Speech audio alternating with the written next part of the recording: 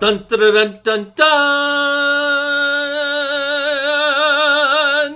Welcome to PreAP Last. This podcast is all about equilibrium. Most reactions, they run all the way to completion. But some reactions, they go back and forth. Burning down a house goes all the way to completion. But inside your cells, most of those reactions run on something called equilibrium. So let's take a look. Most reactions that we've done, they start out as reactants, they go to products, plain and simple. If I draw a fish tank right here, and in the fish tank I'm going to put a divider, but it's not going to go all the way down to the bottom. And then I'm going to fill up that fish tank with water. So let me get some blue water, and I'll fill it up in here. Yay. Now, is this at equilibrium? Well, sure, the water levels are the same on both sides. Well, what if I draw another fish tank? This one will be green.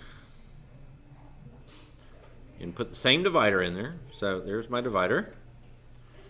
And I want to fill it up, of course, with water again. Only on this time, I'm not going to get the water equal. I'm going to let it be higher in one side than the other. Well, I'm going to call this side of the fish tank reactants.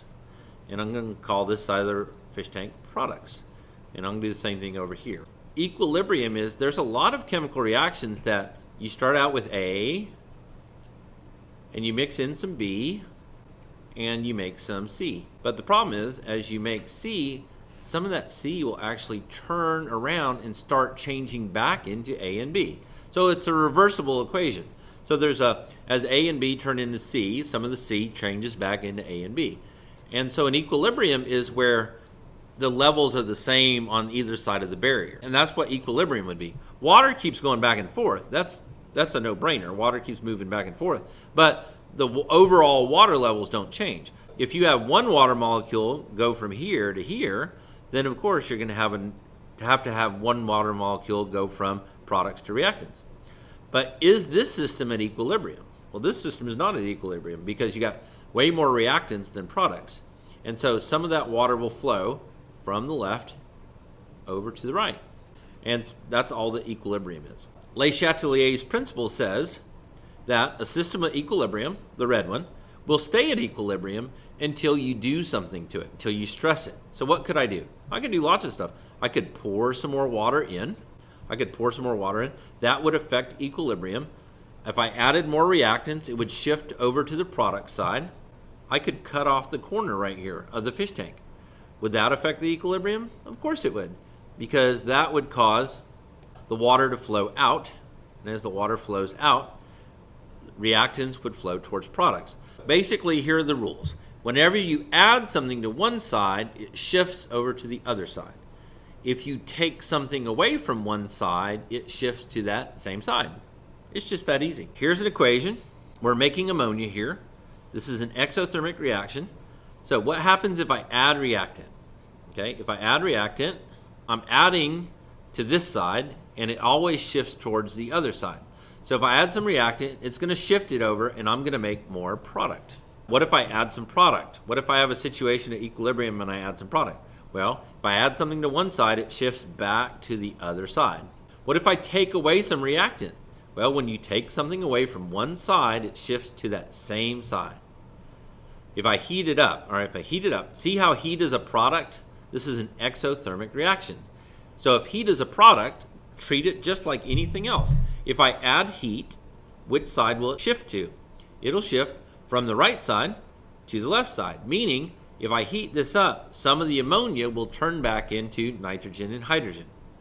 If I add a catalyst, what will happen? Nothing.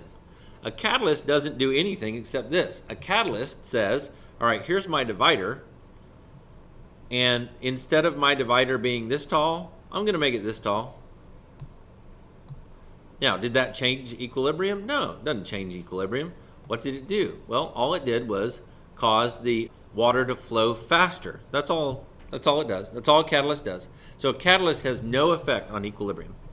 Now, if you increase the pressure for gases, it's going to favor the side with fewer gas molecules. So look over here on the left. There's 1 nitrogen and 3 hydrogens. That's 4 gas molecules on the left and only 2 on the right. So if I increase the pressure, it'll favor the side with fewer gas molecules. If I decrease the pressure, it'll favor the side with more gas molecules. So this is just a picture of how we actually make ammonia. And this is something that happens in all across the United States because ammonia is very important for farming and for explosives and stuff. And so how do we make it fast, number one, and also how do we keep it an ammonia state? How do we make the equilibrium shift so we make more ammonia? We have a catalyst right there. That makes it go faster.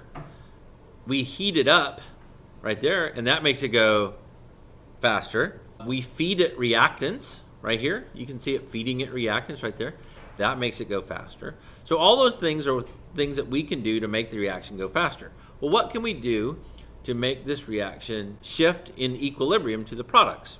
What can we do? Well, we kind of already talked about the things we can do.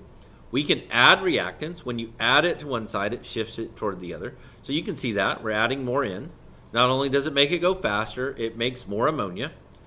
We're also cooling it down. If you notice, as it comes out, as the ammonia gets made right here, it starts to cool down. And we immediately pump it over. And you can look at my lovely art. Look at that. That's gorgeous. And as you can see, we're chilling it down. And as you chill it down, we actually turn that ammonia into liquid ammonia. And that liquid ammonia gets taken away, and that liquid ammonia drips down into this pile. And that keeps the equilibrium shifting towards the ammonia, because when you take something away, like a product, it shifts towards the product side. Meanwhile, all that hydrogen and nitrogen that didn't react, they get recirculated. So you can see as it goes up through here, the stuff is being recirculated, and it's just one continuous loop. This is all in an effect to affect equilibrium. We also jack up the pressure to 300 atmospheres or better, all in an effort to shift it towards the side with fewer gas molecules, shift it towards the ammonia side. And this is a miracle of the 20th century. It was in early 1900s, a guy named Fritz Haber, and Stanley Bosch came up with this method of making ammonia. Haber did it because he wanted to make weapons for World War I. He wanted the Germans to win, so he was willing to make lots of weapons. But it turned out to be a great thing because now we could make fertilizer for crops. And before that, the only fertilizer we had for crop was like animal dung or bat guano. They would go into these caves where bats roosted, and they would, especially in South America, and they would dig up this bat guano, throw it on barges, and move it up here. And so it was very expensive to have fertilizer. No one had just like bags of fertilizer. This actually allowed us to be able to feed 4 times as many people, 5 times as many people as we could back in the early 1900s. All because we can take nitrogen out of the air and turn it into ammonia.